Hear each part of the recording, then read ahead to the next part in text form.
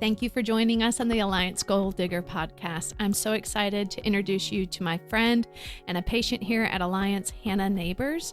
She and I met in a wild way, and she's going to tell you all the details. But without further ado, here is Hannah.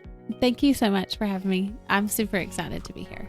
Well, I honestly, when we met, I thought immediately, you got to come on the podcast. One, because you're a lot of fun. And so I was like, she's going to be a good interview. But then also your testimony and what you and your family has gone through, I think can really encourage a lot of other families. And I'll be 100% honest. I am advocating for patients at the state level to receive secondary devices.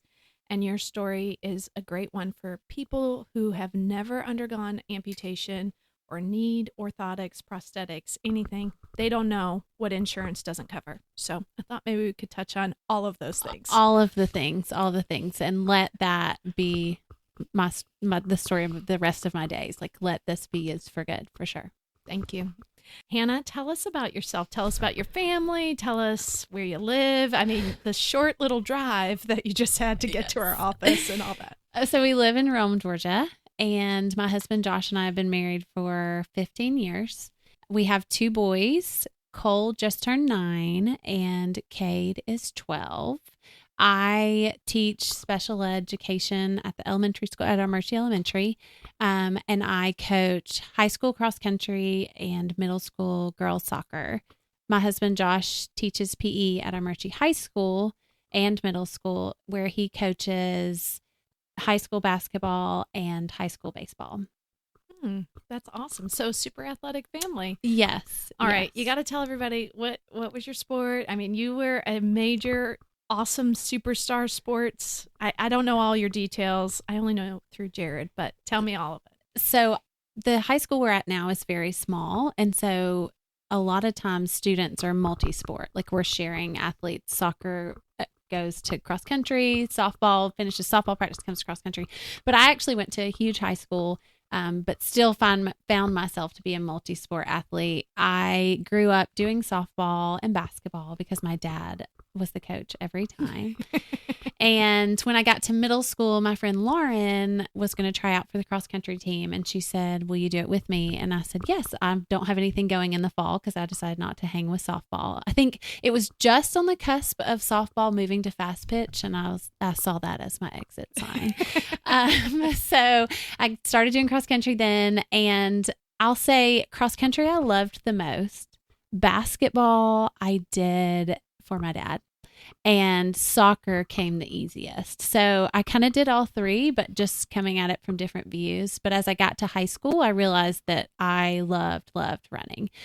And I went on, I was planning to go to Reinhardt on scholarship for cross country. Yeah. And that summer, I just was praying about it and felt like if I went, that it would become more of a job and less of a fun hobby for me. So at the last minute, so sorry to run over, I pulled out and decided not to run collegiately. And so my college years is actually where I got into running half marathons and full marathons. And I think I am proud of that decision. I think it's different for everybody, but I'm still running even today. And so I think if I had gone on and it had become more of something I had to do and less of something I wanted to do, it might be different. But I tried piano, tank, not enough movement. My parents put me in ballet. Nope, not enough movement. I just was a very high energy kid, so I wanted to do it all. That's awesome. So where did you end up going to school? What's your background? You can even tell us how you and Josh met. Okay. So I went to Kennesaw State my first year. I wanted to go to Georgia, and my parents said no.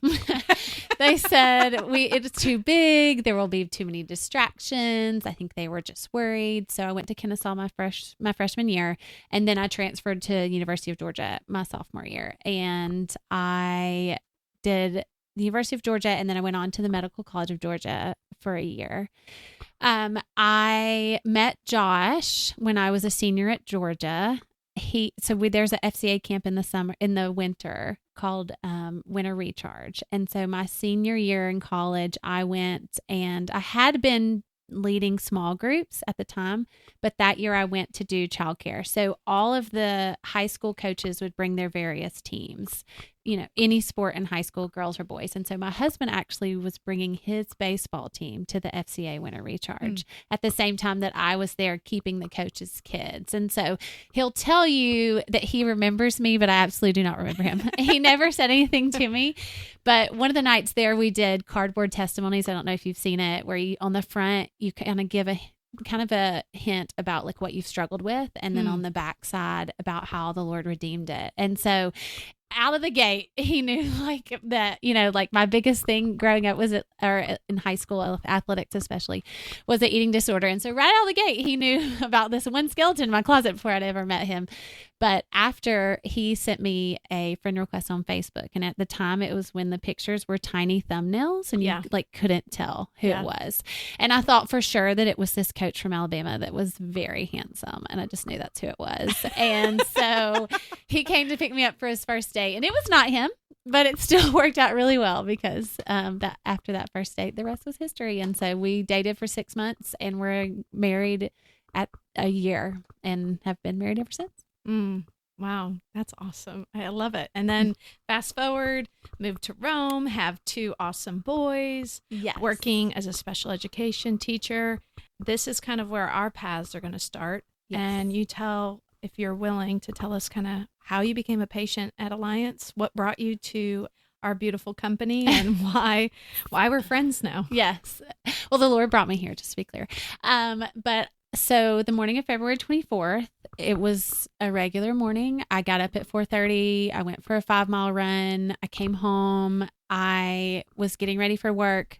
My husband and oldest are both on the same campus because we have junior high and senior high together. So they left, they ride together.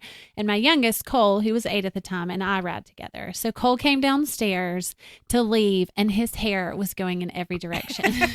And I am usually one to pick my battles, but for whatever reason that morning, I was like, honey, no, like we can't go to school like this. Go back upstairs, brush your hair. So we took an uncharacteristic 5 minutes for him to do that. And that 5 minutes haunted me for weeks because we then went to get in my car. Well, we had just bought a Nissan Armada and I had been driving an old white Jeep Grand Cherokee because it was paid off and it still ran. And I am the saver in the family. And I was like, no, we're not going to spend any money. But in January, we had been approved by the state of Georgia to be foster parents through WinShape. And so we decided we needed something bigger and we wanted something safer.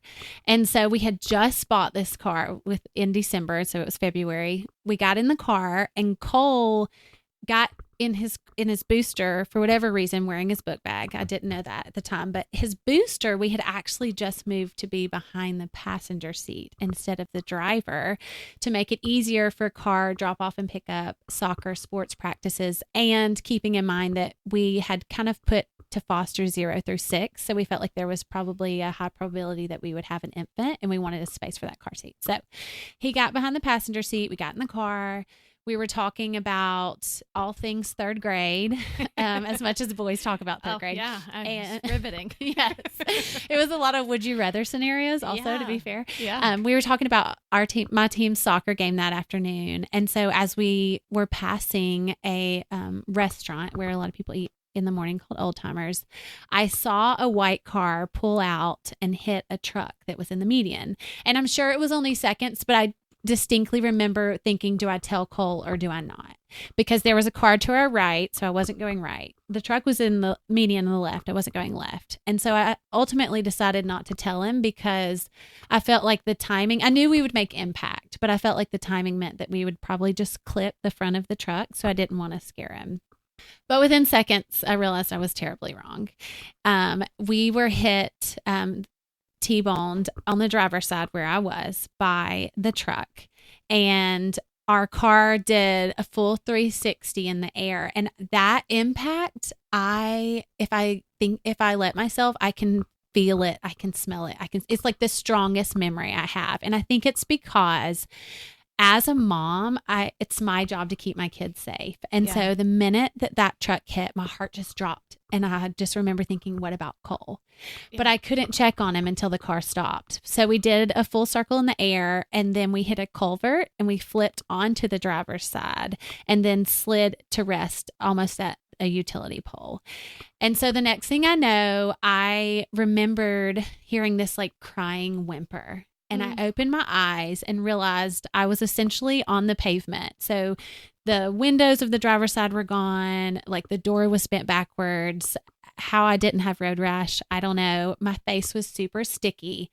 And when I went to move, I realized I was trapped. The dashboard, the console, and my seat, I was just squeezed in and trapped. And so I turned around to that sound.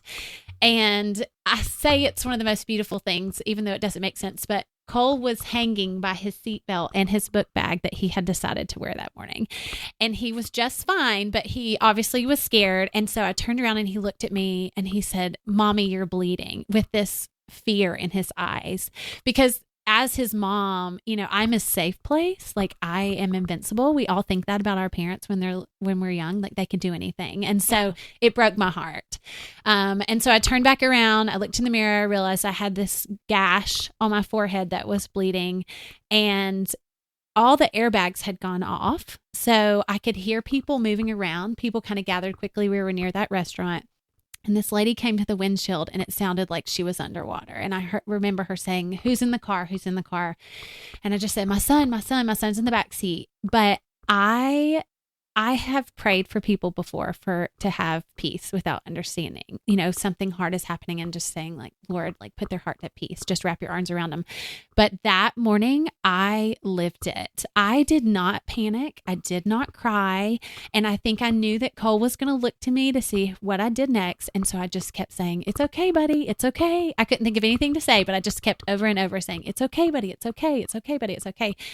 And so I heard this man climbing onto our car, and I heard him yelling like, "Cover your face, cover your face." So I looked up at Cole and I said, "Buddy, I need you to put your arm up. I need you to cover your face. They're going to break your window. It's going to be okay. It's going to be okay." So this man kicked in Cole's window and dropped down into our car, not unlike Spider-Man. That's absolutely the like boy mom in me. But he dropped into the car and like in a matter of seconds had him untangled and lifted him out to people standing by. And so Cole was out of the car in less than 5 minutes. And he did not have one scratch. Like my husband checked him. He stayed with our best friends. They checked him. Of course, the ER checked him. Not one scratch, not one injury, nothing. And so once Cole was out, I started to kind of like figure out what's happening around me because the emergency crews hadn't gotten there yet. And that's when I realized that my left leg was in excruciating pain, but both of them were pinned and I couldn't see my legs. So I kept trying to move my toes to keep blood flowing. And so I knew I could feel my right foot doing that. And I thought I could feel my left foot doing it. So I just kept thinking, okay, move my toes, move my toes. And I was like looking around me. I was like, "Oh, there's my school ID. I'll need that." Was just like gathering things again, completely calm, putting them in my pocket, carrying on. Yeah, I'm going to school, so I need my ID. Right. I don't know what and so the EMTs arrived and they were from Advent Health. And so they introduced themselves and they're like, "Hey, we're so-and-so from Advent Health. Help is on the way." And again, going back to this piece that is literally only from the Lord, I said, "Oh, actually, my insurance doesn't cover Advent, but I'm happy to wait for Atrium." Again, I'm pinned and they're like, I just was just so calm. And so the EMTs arrived, police, firefighters. They had to cut the top of the roof of our car off to be able to get to me. So they did. And then we all just like brainstormed together. Like it's just a regular day. And so we were trying to figure out like, how am I going to get out? And so we decided we fed this chain like between my legs, like there was like this little hole in the dashboard debris through that they hooked up to one vehicle. By that time, a tow truck was holding my car as well from the top, and they put like stoppers on the wheels. And so the car would pull the chain, which would pull the dash. And so we were able to get it pulled just enough for me to squeeze my right leg out. And my right leg had one tiny gash on it. Like it was fine. And I was like, "Oh, this is going to be okay. Like we're going to be fine." But they decided that they couldn't get to my left leg that way. And ultimately, it would end up taking them a little over 2 hours to get me out of the vehicle. So for 2 hours, I was just stuck in this tiny spot in the car. So they decided to go from the bottom, and they cut a hole in the bottom of the floorboard, essentially, of my car. And that's when they realized that my left leg was kind of amidst the brake pedal, the gas pedal, and that injury was going to be a little more serious. And so part of the reason it took so long was they didn't want me to bleed out, and they wanted to give me the best chance of being able to keep my leg. So we, at one point, they had like the jaws of life were like in my lap, like trying to get it out. So they cut a hole big enough. And I remember the firefighter looking at me and saying, like, this is going to hurt, but I'm going to have to push your foot from the bottom to get it out. And so I said, okay. And whoever the firefighter was behind me, I was like, all right, I need you to put your arms here. I need you to do this. Cause when he does this, again, just very directive, like telling them, how to help. And so when they pulled me out, I closed my eyes, and I could feel them putting a tourniquet on my leg. And so the last thing I told my mom before I got in the ambulance was fight for my leg. The thing about that is, growing up, I had a fear that wasn't typical. So it wasn't spiders. It wasn't the dark. Believe it or not, I feared losing my leg. So in the late 90s, there was this movie, a made-for-TV movie starring John Ritter called A Child's Wish. I don't know if you've seen it, but now you're going to have to see it. I'm going to watch it. So it's about this family. It's a true story, whose daughter is battling cancer, and she ultimately loses her leg to the disease. But it tells the story of President Clinton's first law signed, which is the Family Medical Leave Act. And so how that kind of came to be. And so after seeing that movie, I think, I was a kid. That was my biggest fear, was losing my leg. That was the first time I think that I'd ever heard of that or seen that. And so when they put that tourniquet on my leg, I knew, I was like, this could be a reality. So I told my mom, I was like, fight for my leg. So I went to our local hospital, and I just remember bits and pieces of the afternoon. I remember at one point, we were waiting on the ER doctor. I don't remember what for, but I remember them saying, like, we're waiting on Dr. Jackson. So Dr. Jackson finally came in, and I was like, but where were you? Like, we were waiting on you. He said, well, I was praying with your husband in the hallway. I was like, oh, okay then. Yes, carry on. Tell me more. You're forgiven. And so they said, do you want to go to Grady or Erlanger? And I said Erlanger, not knowing really much about Erlanger. And so I remember the ambulance ride there, because I remember my leg was in a lot of pain. It felt like it was burning. And I felt like that EMT, I kept saying, how close? She was like, oh, real close. How many turns? Just like 2 more turns. 2 more turns later, we're still driving. I was like, no, but how many turns? Like, I need to get there. I met the surgeon there, and then it wasn't till Monday night that I kind of woke up with my family, and they started to fill in the details. And so they told me that the driver of the car that had caused the accident was high on drugs. She had drugs in her car. She was currently on probation for meth. She had a suspended license and wasn't wearing a seatbelt when she ran the stop sign that caused the accident.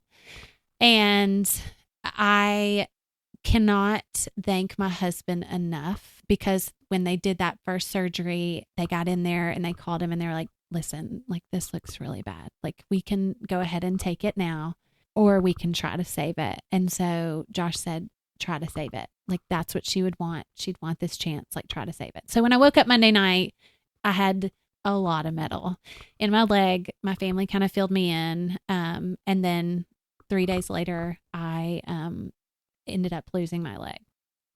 The thing about that is, I was praying for a miracle because I wanted one, but also because I knew a lot of people were watching. A lot of people were invested. Our community was praying for us. And I was just like, Lord, like, this is going to be so great. Like, there's such a big stage. Everyone's watching, but I just wasn't sure. And so I refused to go into the OR until they wrote on the release that either they go in and it's a miracle and the leg is viable and they can save it, or they go in and it's not, and they end up having to take it, because I didn't want to make that decision and I wanted to leave it up to the Lord. But I think I knew I think I knew going in, I had a gut feeling of what the outcome would be. And so as they rolled me back to the OR, I said, okay, this is what we're going to do. I want the blinds open.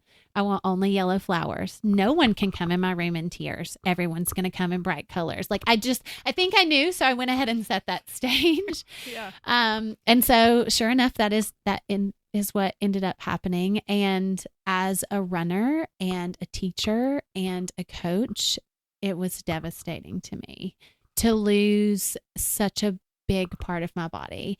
Running was my mission field. It was how I connected with people, whether it was my running group in the morning or my athletes in the afternoon. It was how I coped, how I handled stress.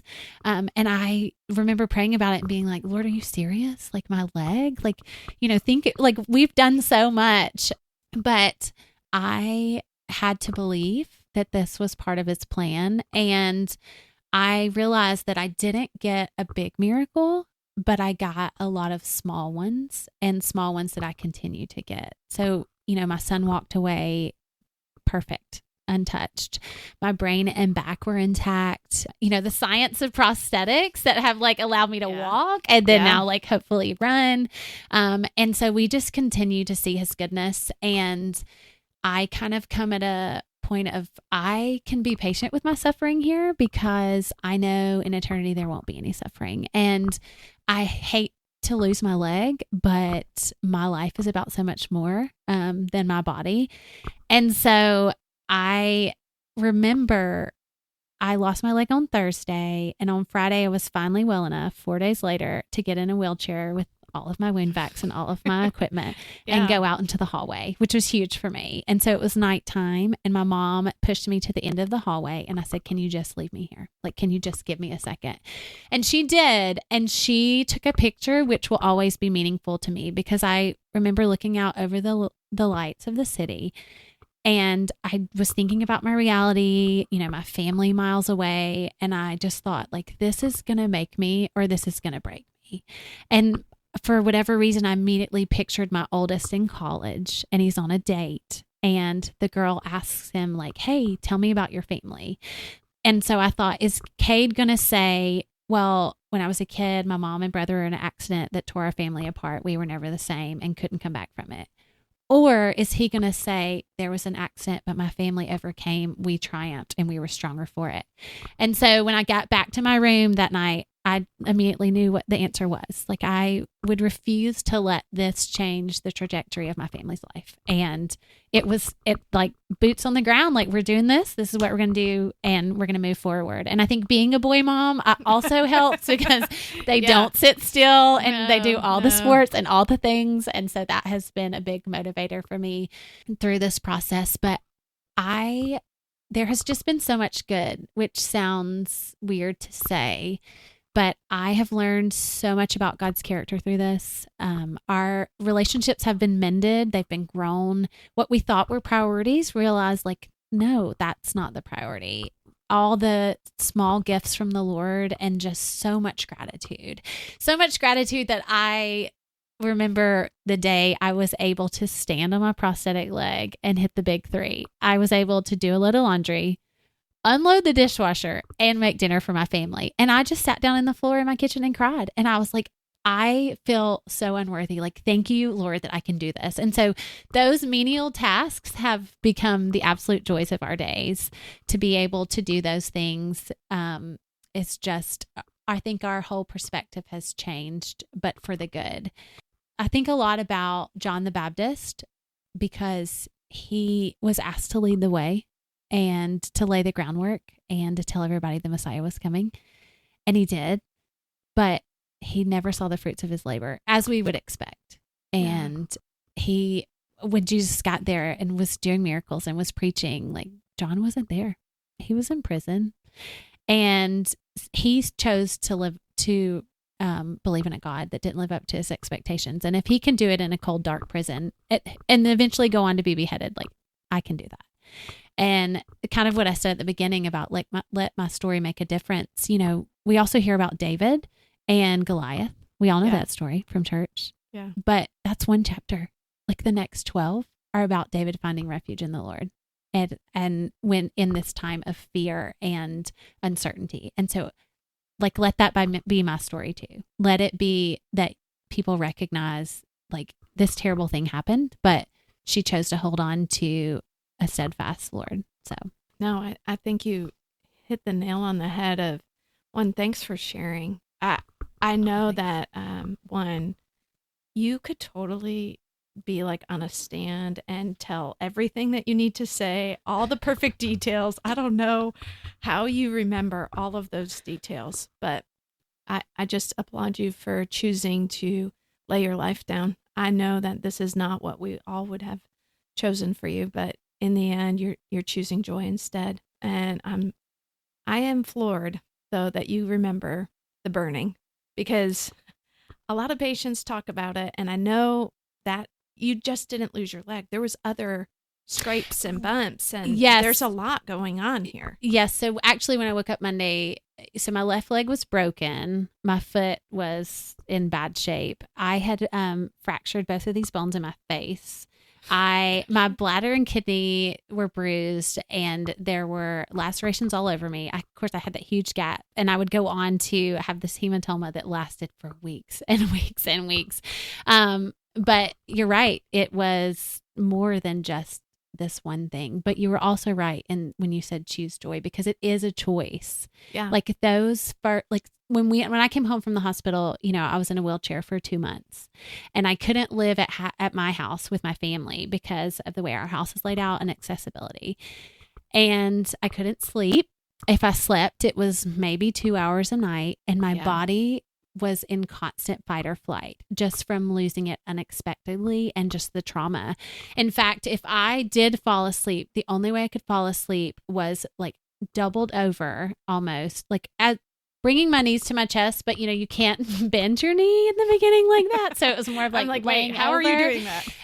And I would have to get cord and wrap it around my arms and to be able to fall asleep. And I think it's because my arms were the only thing that I could move for those 2 hours. And so it was almost like they just wanted to keep moving. And I mean, I cried every night, and the phantom pain of the first 5 weeks is something I cannot even begin to describe. Like that, like adding insult to injury. It's just so hard to like make sense of, I have a pain in something that doesn't exist anymore. Yeah. Right. I mean, I probably carried around that floor length mirror every day for a solid month. Like, talk about just me in the mirror. Because we have a variety of listeners.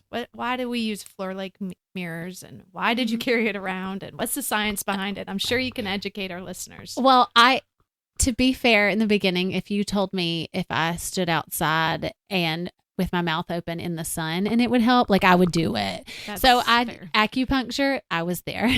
Therapy, I was there. Like massage therapy, also there. Oils, lymphatic massage. Like if there was something that would help, I tried it. The influencers loved you. Yes, You're buying all their stuff. Yes. So, so I got to Googling and looking up when I wasn't sleeping. And the mirror was being able to see myself with 2 legs again, even when I didn't have one, because of that reflection. And so it made my brain think, oh, we do, like there is that foot there, and there is that pain. And it made more sense to me to be like, oh man, my ankle's really killing me, because I could see an ankle, in the reflection, and just, it didn't take it away by any means, but it made it a lot more bearable. And I am not the type, I've never been a huge, like one ibuprofen used to like knock me out for 8 hours. Like I was not a huge medicine taker.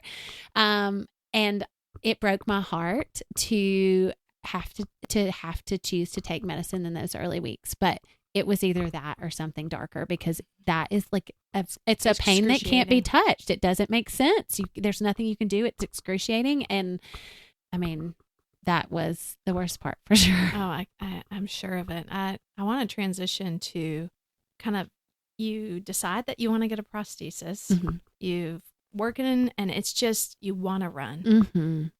Tell everybody how we even know each other, because that's a really wild story too. Okay.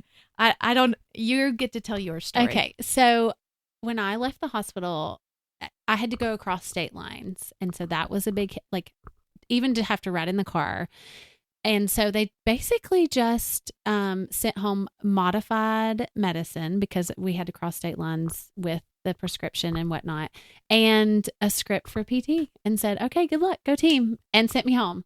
And so on the way home, I was like, there's like, no, there has to be more. It's kind of like when you take a baby home and you're like, you're letting me leave the hospital with a baby. Like, I don't know how to, like I know exactly how I feel. Yes. We drove 5 miles per hour with our first. We didn't even know. I sat in the back. Yes. Are we even allowed to drive I a know. baby? I don't even know if it's allowed. You feel very like uneducated on being able to do this. Oh, And yeah. so I went to Instagram and I typed in like amputee mom, and it pulled up Jen Andrews, which I have not met her in person.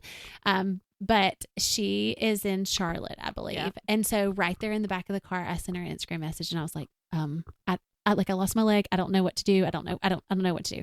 So right after that, I was like, well, I'm here. And so I typed in Paralympian, Georgia, because I was like, I need somebody locally. And so it brought up Jared Wallace. And so from the beginning, these two people I had never met, I just was sending messages to through Instagram, like, what should I do? And so they were like, okay, like, you're going to have to follow up with a prosthetic company, or like, and I think Jen was the one that told me about the AmpuShield. And so Jared actually was like, hey, give me a call. So I called him and I was like, okay, so how do I get a running leg? He said, you still have stitches in your leg. We're going to have to slow it down a little bit. I said, okay, you're right. So I went to a prosthetic company. Yep. And I didn't know what I didn't know. And so again, whatever they said, I'm like, okay. And I asked for the AmpuShield because I knew to ask because of my friend Jen. And so at that first appointment, I said, hey, I know I'm going to want a running leg. And he said, I don't really know anything about running legs. And I don't really serve anybody in this office that even wants to run. I mean, talk about dagger in my heart, right? This is my first time. So I didn't know what options were out there, what not. So I was like, okay, I need a prosthetic. And it was like, okay, this is the one you're getting. Here it is. Yeah. There was like, I just didn't know. I didn't know.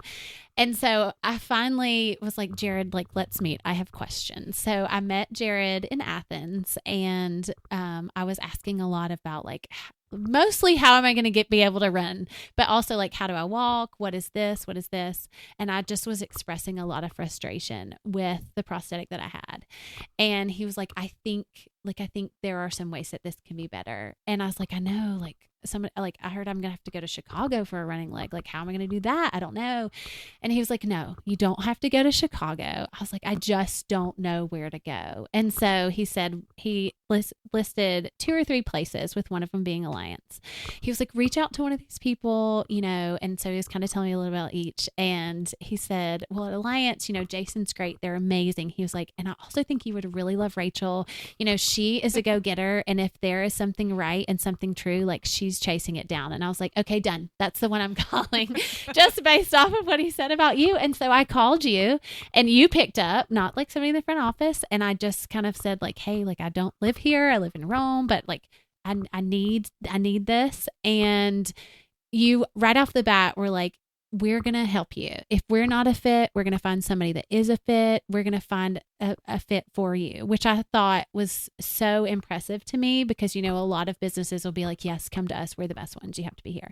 But well, we do think we're the best. Well, you are. Well, I can go on the record as saying yes. But we don't think that, we're not of a scarcity mindset. We think there's enough sun for everybody. And so we just do what we do really well. And I know Jared because we worked on this crazy initiative that got done in 1 year, which is unheard of. And he was my go-to person. I'm like, hey, Jared, we got this meeting. Can you come? Hey, Jared, I need you to do this. And I always tease him and say, because he is a Paralympian and he's kind of a big deal here in Georgia. Yeah. But his sister's actually who I know. Okay. But I don't know her. Yes. I know her through Instagram. So I always say, oh, it's Leverly Gray's brother. And he so laughs. he had you in one ear and then me in the other, is what you're telling me this spring. We were both going. And I didn't know until I was telling somebody about him and what a big help he'd been. And they're like, oh, Loverly's brother. And I was like, I'm sorry, tell me more. Yeah. And then now, like, I have Loverly to thank for my entire, like, teaching wardrobe this year, because I was like, I'm going to need some dresses. I'm going to need a whole different thing to make my leg work. And so if she recommends it, I'm there. But that first time too, you also said, can I pray for you? And then that was kind of like that sealed the deal for me. Like my husband and I were both in the car. We were coming back from Athens. So I guess Jared told me about it. And like the minute I got in my car, I was calling because I was like, we got to do this. We're going to fix this. And we like both hung up the phone and we're just like, that's where we're going to go. And I said, but it's, 2.5 hours away. And we're like, no, we're going to make it work. Like that's where we're going to go. And I mean, honestly, the rest has been history. Like I told you yesterday, like I will, walk here in the snow backwards if that's what it takes to get to Alliance. I so love your energy, and we feel the same way about you. And of course, because you live this, things don't go as planned. No. Mm-mm. As much as we want everything to be perfect, and we're working our plans, and our producer Lane over here. So our clinician had 2 appointments down because we weren't quite sure how it was all going to work, and they held that space just to make sure everything was right. They canceled it, didn't tell us, and I thought she canceled it. Not so a I'm like, chance. do you need to reschedule? Are we not going to make it for the podcast? Her and I are sweating. We were like, how are we going to get this amazing podcast that the world needs to hear? And you text back why. I'm like, okay. There's some sort of breakdown happening. Right. So then you text me that, and I appreciate your graciousness. As we are just regular people running a business. We're not superstars. We are, and I hope you've experienced this with us. We're right there with you. We don't know what we don't know. Battling insurance, finding out patients, different diagnoses, different things that they need. My husband is literally the best, and all of our staff are the best. I can honestly say that.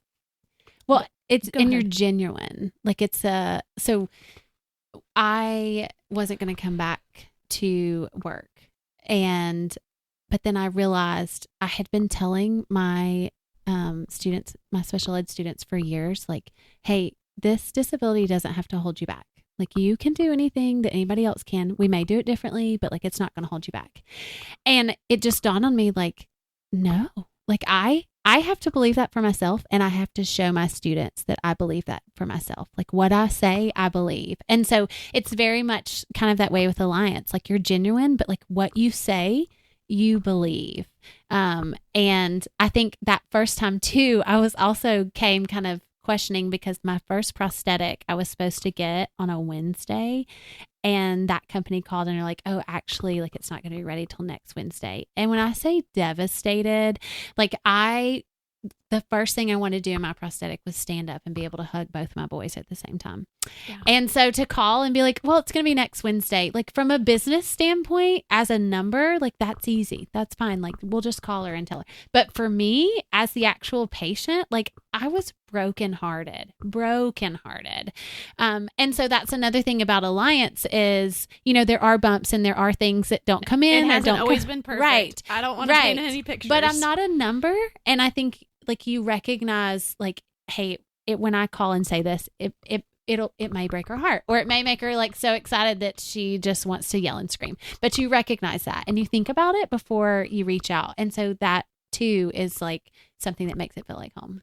Well, that was the dream when we started it, and I'm so glad that our paths crossed. Now, I want to talk about your town, and I wish I could move Rome all around the state of Georgia because your town, they do it right. I don't want to like be a spoiler alert, but I went to a race, and I expected, truthfully, like 50, 60 people. I'm going to be very honest. Mm-hmm. Mm-hmm. There was literally the whole town was running your race. It did feel that way. So after the accident, some of the parents of my cross country and soccer athletes said, hey, we want to do a 5K fundraiser. Probably because it literally, if you talk to me after February 27th, the only thing we were going to talk about was a running leg. Like that's my eye was on the prize. And so they're like, I think we may do it in April. I was like, you absolutely will not. Like if you're going to do a 5K, I'm going to walk it. And so it's not really fair to do it before I have a leg. So we're not doing it then. Right. So they pushed it back to August, and I will be the assistant. I will be the vice president. I will be second in command all day long. But ask me to be like front and center or the first, and it makes my skin crawl. And so I, like you, was like, okay, it'll be 50 or 60 people. Like, it's fine. I'll just, And so as we got closer, I saw like on the event page, like sponsorships kind of coming in, and I was like, okay, this feels bigger. And so they'd be like, hey, we're up to 250. I'm like, oh, okay, 250.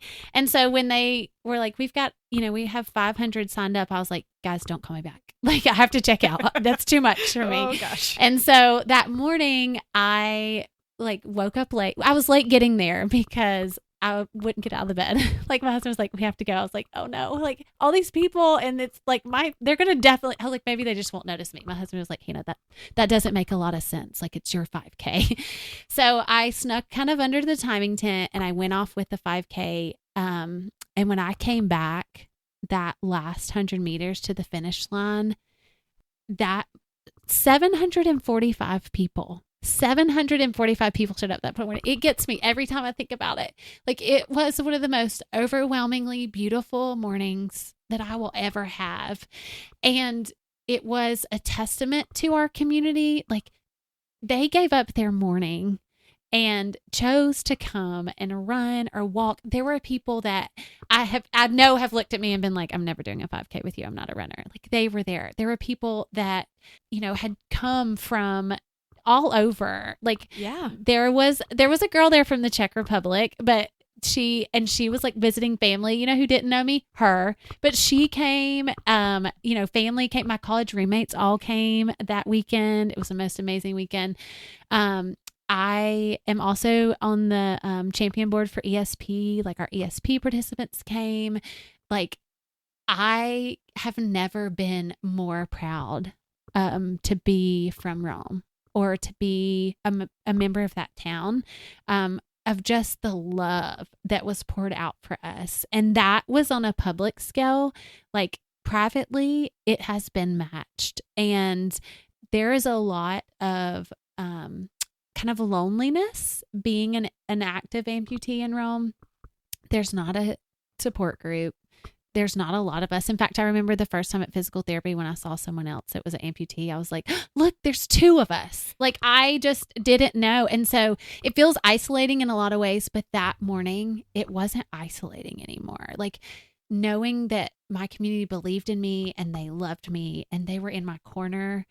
I just don't have words for it. And crossing that finish line with Cole and our town being there was just triumphant to me. It was just beautiful. And I'll never forget it. I'm so glad you could come. In fact, you said, we're going to come. I was like, no, ma'am, you are not. Like, this is too far for you to travel. Don't you dare come. You're like, no, we're coming. I was like, oh my gosh, we're coming. I say this story to you just to tell you because I have a running group too. And I thought it was so funny. So I see you. And then there's these women who are coming around and I'm like, hi, I haven't like met you in person. So I thought this would be appropriate at 6, 7 o'clock in the morning. Mm-hmm. And your friends are swooping in to take me out. They're ready. And I know my running friends who I hope are listening. I know they're listening. They would have done the same. But then the other part is, and I say this to you because this is my husband and you should know who your prosthetist is. He would not have missed it. And he was coming with me to a funeral for one of my friends who lost their mother. So we stopped at the Love's truck stop to shower, to then go to the funeral after that. And we both said, if we could live in Rome, we would. Because I have never in my life, and listen, Hall County people, I love you. I love Hall County, Georgia. Don't kick me out. I think you're the best too. I just haven't seen the outpouring. The whole town was shut down for our gym shut down. Everything shut down. Yes. Everyone was there. And 745 is pretty important because Yes. you tell it best. So the accident happened at 7:45 that morning. And afterwards, like, when the timing company told me how many people had run, I just was, of course, at 745, just what was a number that was going to be devastating probably is now going to be one of the most beautiful memories. Yeah. And I had told my running group, like, I don't know what I'm going to do. I don't know, circle around me. And, I kind of went back and forth because, our community, not only are they amazing, but so many people were like, I'll walk it with you. Like, I'll walk it with you. I'll walk it with you. And I was like, no, like, I want you to run it. Like, if I can encourage people to have an active lifestyle, like, I'm here for it. And I was like, I want you to run it. I want you to participate. And honestly, I want you to fall in love with it and want to do more. And so I was like, I don't know what I'm going to do. And so I ultimately decided anybody that has gotten up with me at 4:30 in the morning, 4 to 5 days a week for the last 5 years can walk it with me. And so that's how they ended up walking with it. I was like, you were committed during that time. And, I honestly was floored, and I feel like I can never say thank you enough. To the organizers, to the participants, to the sponsors. I mean, I think I've been writing thank you notes every day since, and I will continue to. And I just made this promise to my town, like, I promise to love this town the way that you loved me. And my one of my co-teachers, she gives me the hardest time. She's like, are you searching through Meal Train again? Like, if there's a Meal Train in town, I'm signing up for it. Now, I'm door dashing, to be clear. I'm not cooking anything. Like, if I was like, Josh, we're going to do every 5K, like, unless it's for something terrible, which there's no such thing. Like, we're going to do every 5K. And I think that as we move into the running portion, we were able to raise enough that day to get this running leg. And when I had the trial one, it was so hard. Like, it was heavy, but it was hard. And I think the hardest part for me was, how did I go from cranking out 10 miles on a Wednesday before work to I can barely make 1/10. I can't even make it around the track. And that was super humbling for me. And I like put it in the closet, and my husband was like, no, ma'am, you're going to have to pull that back out. He was like, this town loves you and they want to, and I'm like, thank goodness this town, helped pay for this leg. Cause if it was me, I'd send it back and say, I can't run ever again a day in my life. But now it is, I want to be back out there in the mornings. I want to be out there on Saturdays, and I want people to drive by, and I want them to see it. I want them to see me holding true to my word and being able to live out something beautiful that they did for me. So I think it's going to be a really beautiful symbol. Like, if I need a clock tower, I need, I don't know, I need some kind of like symbol or something on it to say, like, my town is amazing and everybody should move here. Yeah, your town is amazing. I want to transition though to explain to our listeners why your town has to get you a running blade. Why your insurance, which is wonderful insurance. We're so grateful for insurance, but why it's not covered.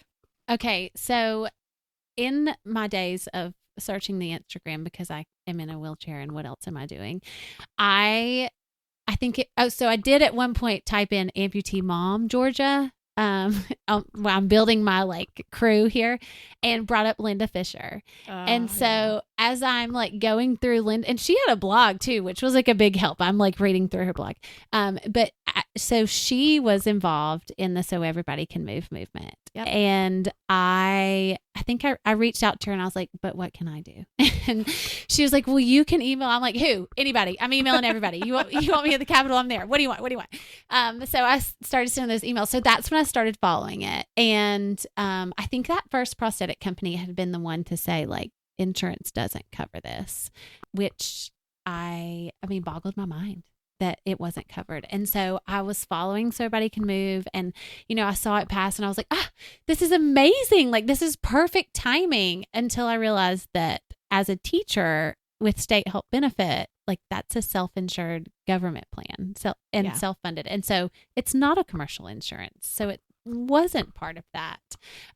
But as I have met people in town or other amputees, like, I want a running leg because that's my hobby. It's my lifestyle. I want to run.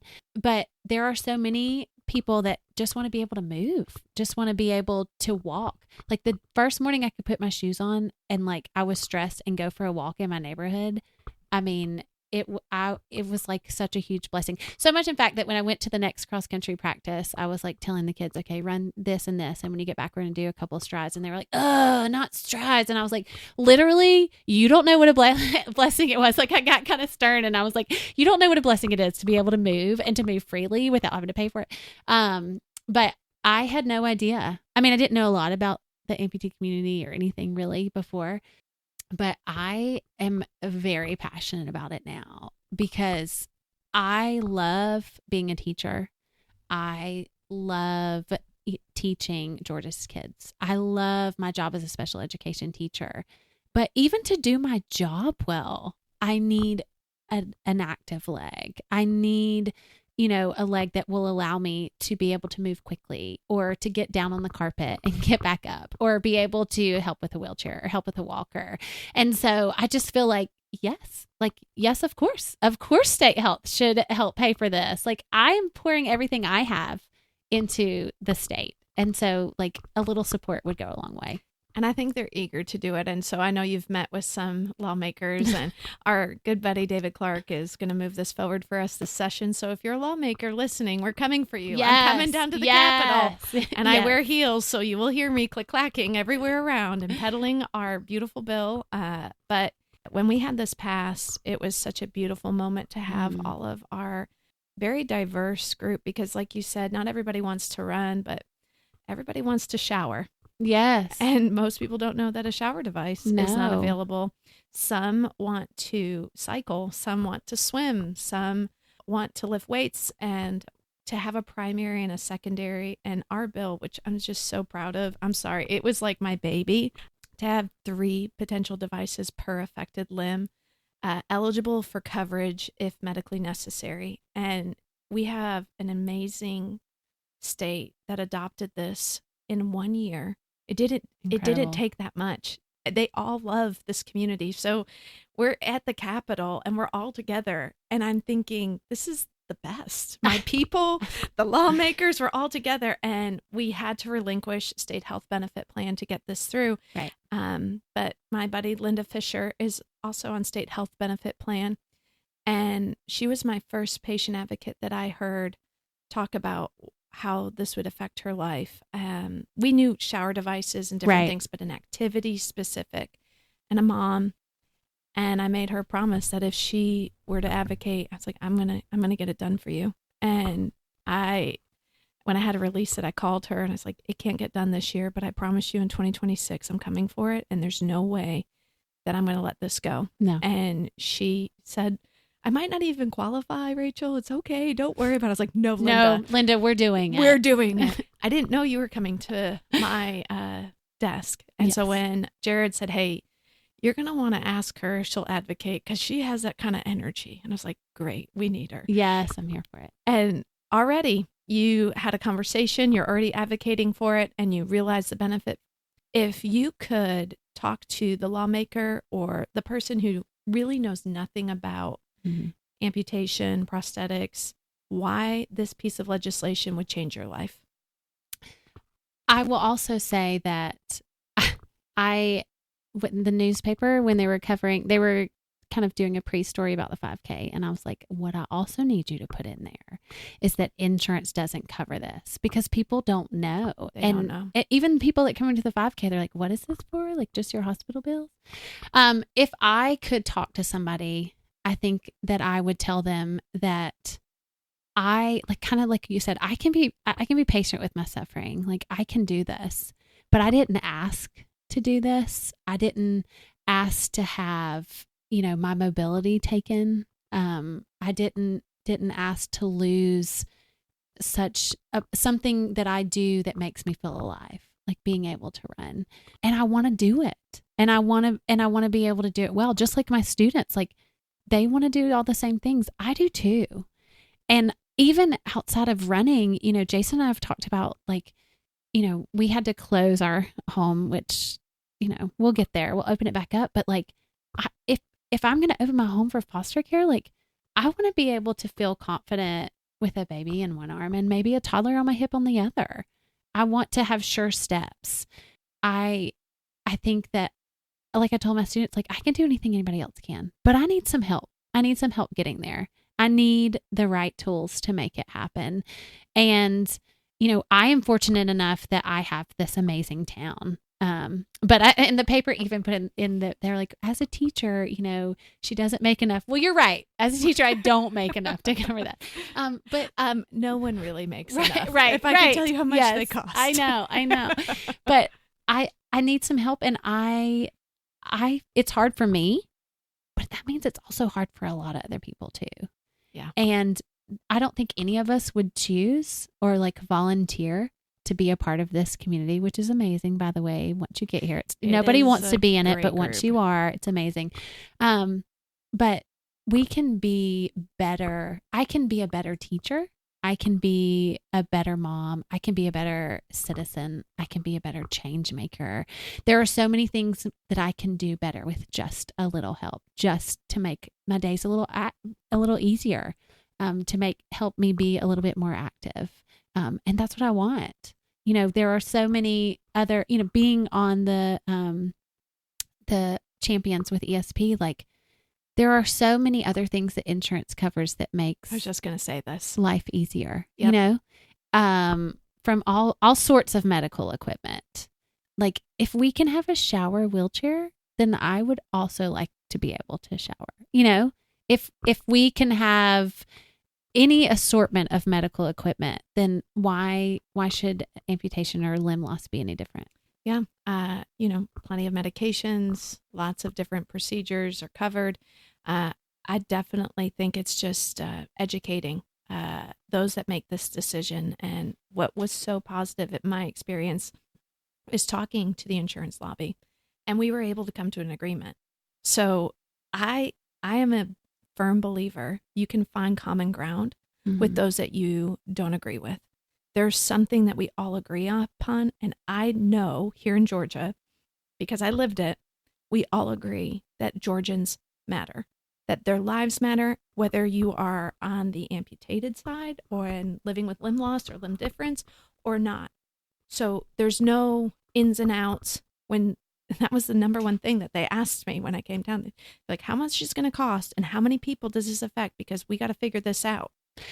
Well, but even from a business standpoint, like if I can move and exercise, chances are I'm going to need, I'll need less insurance money in other areas, right? Like if I have true. this outlet for my mental health, if I can, have this outlet for, weight gain or respiratory or any other benefit of movement, like on the front side, it may be more, but ultimately we end up saving in the end, I feel like. I think so. I mean, I can't have a crystal ball to see every person and what that happens. So what I go back to is do the most good we can with the time that we have. Mm-hmm. And I don't really need anyone to tell me the difference between right and wrong. Mm-hmm. I'm also a Christian. I think it's pretty laid out, basic humanity. There's decency that we know.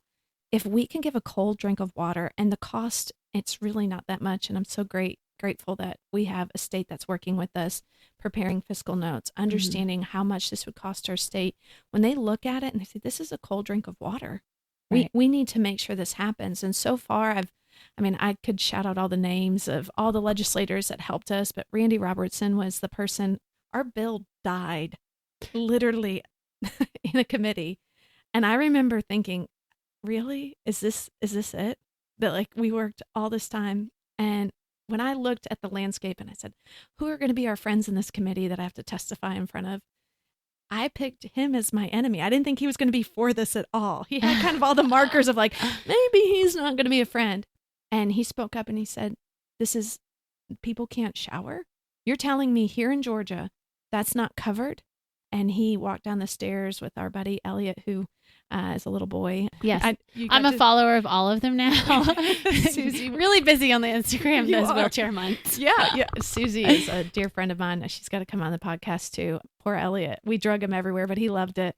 And Randy made it his mission to carry this through day 40. When I think about the team of people, when I told them what we're doing, I said, why wouldn't we? Right. So that kind of energy is happening in this session too, which you experienced as well. Right. And one thing that I think a lot of people may not realize is this is kind of an early stages movement. Like, it's not like all the other states have signed on to this and Georgia's like last to the table. Like, this is our chance to say, like, hey, Georgia's amazing. We believe in our people and we want to help them. And so Georgia's example then becomes California's example or Texas's example. You know, like, we were the 10th state. Right. That's what I mean. Like, so it's not even, you know, this is like the fact that Georgia will move on this is, I mean, already amazing. You know, if you go to the website, you see kind of each of the states are in different places. And like, I was so proud of Georgia. Like, after it was passed, like I kind of like dove more into it, like just so proud. So proud. I know it's your podcast, but I got to tell you my story. I'm sorry. No, if that's okay. Yeah, because you're a boy mom too. My kids do a homeschool hybrid and we went to the Capitol for 7 years before this happened. And we're believers, and I ran my hands along the walls of the Capitol praying for all the lawmakers and all the decisions they were going to make, asking for wisdom for every single one of them because they've been placed there. I believe God's placed them there. And I thought it was for my kids. I didn't know it was going to be for my buddy Crystal Lee, myself, Jason, that we would be called upon to help advocate for our patients. Mm-hmm. And it has brought me so much joy, but it connected me with so many amazing people across our state and lawmakers, and finding out that we have so much in common. I sat in rooms with people who believe totally different than I do, and we were able to find common ground. And it gave me so much hope for Georgia, especially in this next legislative session. And we have so many big elections happening. People have a question mark next to Georgia. They shouldn't. It's a period. It is going to be. Oh, it's going to be. It's going to be. And I'm grateful for people like you who are willing to fight for others, because I don't know about you. I feel like we're born to fight. That's why Jared said, hey, you're going to like her. I know. That's same. That's exactly same. Same. And I think you're right. I think the Lord answers prayers differently. So that morning when I got up to run, I ran a route that I don't usually run.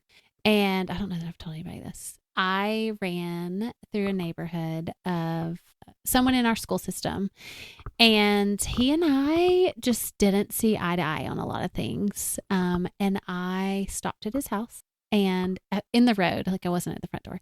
But Good. I stood in front of his yard and I prayed for him. And I said, Lord, like, you've got to do something. Like, it's one of those things where you realize, like, together you can accomplish way more than you could separate. And I just remember being like, Lord, you have to do something. Like, this has to change. Like, you know, and just prayed for him, prayed for me. And while I would have answered it differently, you know, I think we all would. Right. I look back on it and I'm like, because I waited for that text in the hospital, and it came, and I just said, you know, here's to new beginnings, like turning over a new leaf. And he was like, you're absolutely right. And ever since, like, teamwork makes the dream work. So like hearing you walk through the Capitol, like, you know, like each of those things were put into place. And I think that that's beautiful. Well before the work that we've been commissioned to do in advance.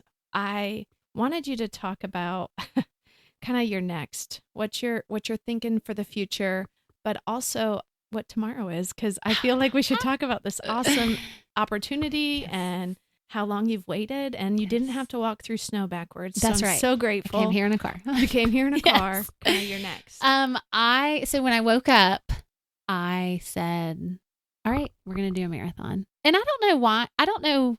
Like, again, I didn't have a huge groundwork for amputees. I don't even know that I knew that there was a large running amputee community, but I looked at Mom, I was like, we're doing a marathon. And she was like, oh, okay. You know, like the Nashville rock and roll, like she's seen me do before. I was like, no, bigger.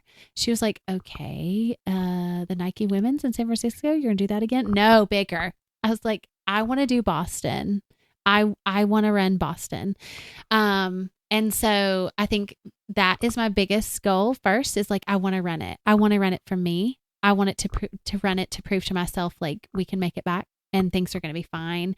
I want to run it and say, like, hey, like, we can do hard things, even if I don't run it. In fact, I said, Jared, I was like, you know, so like, maybe if I don't, like, I'll just walk some. He's like, well, it's not super easy to walk on a running leg. I was like, well, we'll be crawling it then, because I'm going to cross the finish line.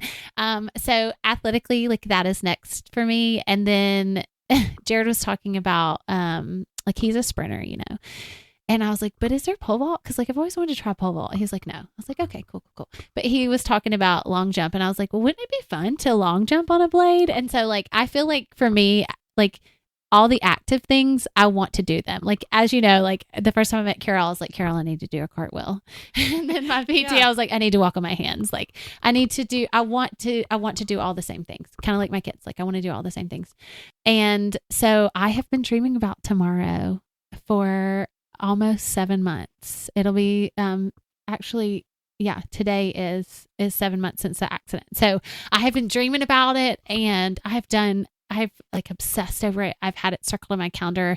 You know, the date has moved around a lot, but today when y'all sent the picture that the blade was actually here and it was done, I had my kids around me, and I just started crying, and they're like, what? And I was like, it's good. Like, it's just good. Because I think when you kind of like the bill for you, like when you have a long-term goal and then you see it start to come to fruition, like just everything that you've done to get there just kind of like goes to your head. Now I know that it's going to be hard. Like I said, like the couple of, I want you to tell the story of how you actually ran with your buddy. Bossy. Is it? Bossy? Oh, yes. We got to talk about her. I feel like I'm her. Yes. So I brought home the trial. He said, take it home, trial it out. And so half of my brain knew it was going to be hard. The other half was like, we've been walking on a prosthetic. Like, we got this. It's going to be fun. And so I went to try and run on it with my boys, and I was so excited. And my youngest, who's 8, the one that was with me, I don't think he really read the room. And so he took off sprinting right away. And it was so hard. It was awkward. It was heavy. And, you know, probably since the end of April, like I've been back at CrossFit, I've been swimming, I've been biking with my running friends when they do their long run. So like I've been active, but not running active. And so that was super humbling to me. And so I just like sat down and cried. And I have one friend in my running group. Her name's Kristen. She totally would be okay with me telling that. And we call her Bossy. And she is very much like you can come to her with something, and she's empathetic, but she's also not going to let you wallow. And so I was like, this is hard. And I was like screaming. I was upset. And she's like, okay, well, we're gonna be sad about this for the rest of the night, and then it's going to be over. And tomorrow we're not going to cry about it. And you're going to meet me at the track, and we're going to do a mile, even whether we walk or we run or we crawl, like we're going to do a mile. And so I was like, okay. So that next morning, my alarm went off. I was like, nah. And so it went off again. And so I texted her. I was like, oh no, so sorry. I overslept. I don't think I'll make it. She said, I'm at the track and I'll be here till you show up. Well, she's a doctor, so she has patients that are actually waiting on her. So I was like, okay, well, I have to go. And so I went, and I was in the worst mood. And she was like, no, like, we're going to do this and it's going to be fine. And so we would jog a little bit. And in fact, she had set intervals like on her watch, like where she was like, should we like run 1 and walk 2 minutes? Or do you want to like run 1 minute and walk 3 minutes? And I was like, Kristen, gosh, I don't know. But she did. She got me through it. And she was like, okay, like you just set a PR. I said, a PR? She's like, yes, your mile PR on your running blade. I was like, 17 minutes and 12 seconds. Like that's humbling, but but having that baseline and being able to build off of it was enough for me. And so then when I reached out to Jason, I was like, Jason, this is really hard. I don't know. And he's like, but the final one is going to be several pounds lighter. I said, I'm sorry, did you say pounds? Like if I had known that on the front end, I probably would have been in a better mood about doing it on the back end. Yeah. He didn't give you the fine print. No, but I feel like everybody is, you know, I've kind of been kind of quiet about it, especially when I brought brought it home to trial. Like I didn't tell anyone because I think everybody is invested as I am.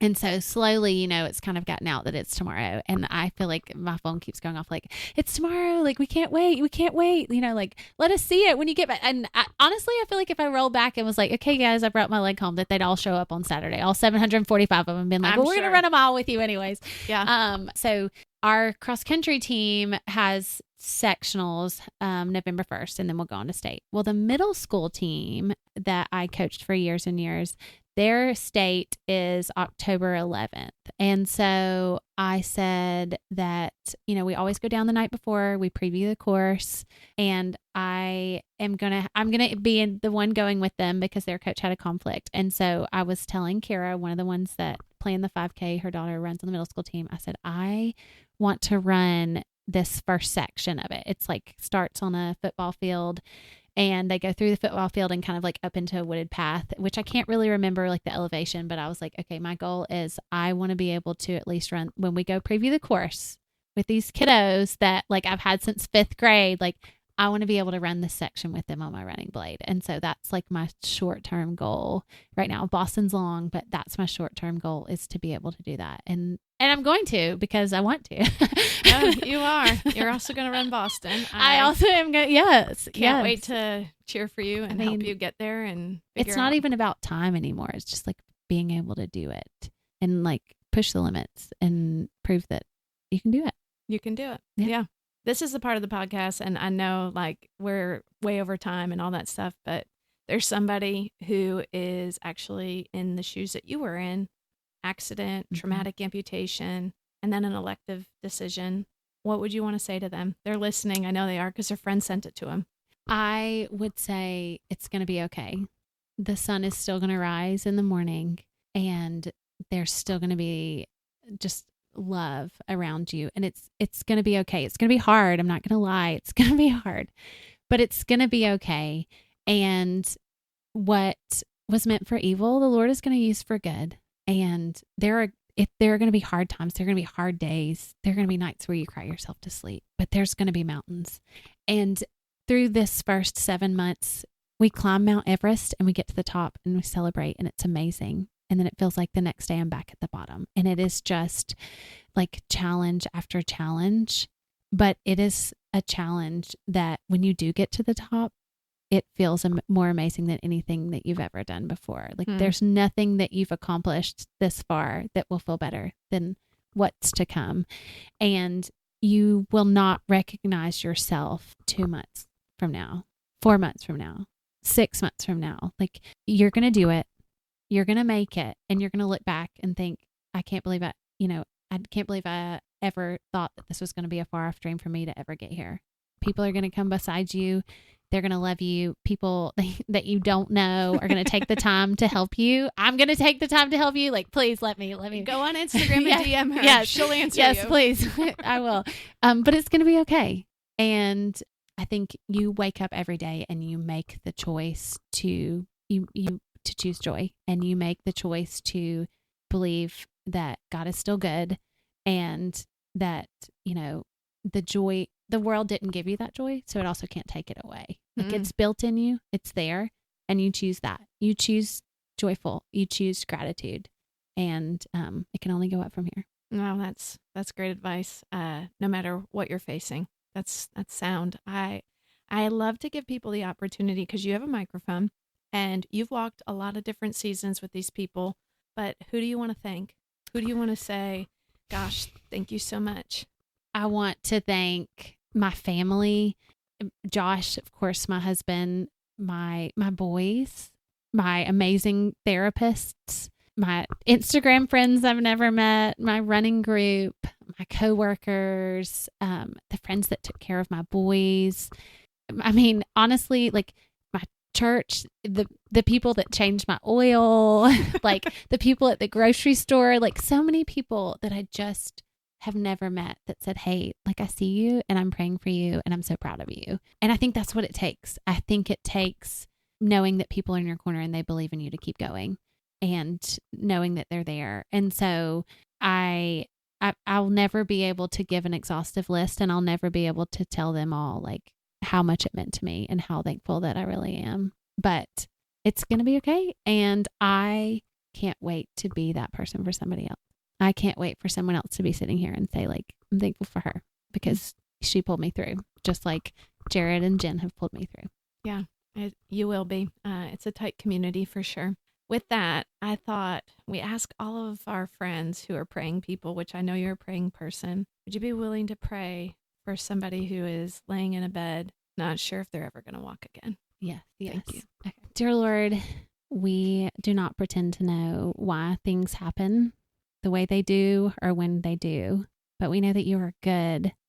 And we know that in eternity, there will be no suffering. And so I just lift up to you the friends that are having a hard day, that are facing something hard. God, I praise you that we have you, Lord, and that you are with us no matter what at all times. God, I pray that you will wrap your arms around them, Lord, and give them the peace that I know firsthand that you can give, Lord, and that you will give them the strength to face the day, that they will just take it one day at a time, one moment at a time, God, and moving forward, Lord, that they will trust you as their refuge, God, trust you as their physician, Lord, their cheerleader, their encourager, Lord, and know that you work for good in their lives in all things. And the walk that they have is not something that is new to you, Lord, but it is something that you are wanting to see them carry, Lord, wanting to see them be the example, wanting them to show others that they can be patient here. They can be patient with us because they love you, Lord, and they believe in you. And that they know that no matter what's to come, it's not a surprise and they're not alone. Amen. Oh, thank you, Hannah. I really appreciate that. Because I still have you captive, you get to tell the lawmakers, all major players getting our legislation passed this past session, we're going to have all new leadership. So they don't know us. What is it that you want them to do? I want you to shake your hand when you meet me because hands down, we're going to meet. But I think I want you to come to the table with an open heart and an open mind. I want to find a common ground, and I want to leave this world better than the way we found it. If that means today, tomorrow, I want to be a change that's going to affect our Georgia residents for the good. And I think that is a job that's not taken lightly, but I think it's something that can be really beautiful. And I'm super thankful for you and for the way that you serve and share your time and talents with the state of Georgia. And I can't wait to partner with you to pass this. All right. You guys heard it here first. Well, thank you everybody for listening to the Alliance Gold Digger podcast. We appreciate you, Hannah, and thank you to your family for sharing you for this long. Thank you. Were you inspired or challenged today? If so, connect with us. Follow the links in the description box below. We want to hear from you. Until next time, thanks for listening to the Alliance Gold Digger podcast.